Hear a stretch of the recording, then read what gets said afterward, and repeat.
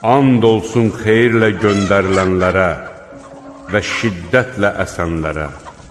And olsun Allahın əmrini yaydıqca yayanlara, haqqı nahaqdan ayırdıqca ayıranlara və zikri çatdıranlara, üzr diləmək və ya qorxutmaq üçün çatdıranlara, sizə vəd edilmiş qiyamət mütləq vaqe olacaqdır.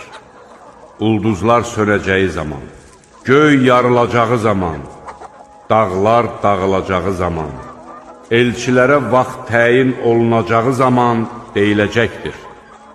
Bunlara verilmiş möhlət hansı günə qədərdir? Deyiləcəkdir. Ayırt etmə gününədək. Sən ayırt etmə gününün nə olduğunu bilirsənmi?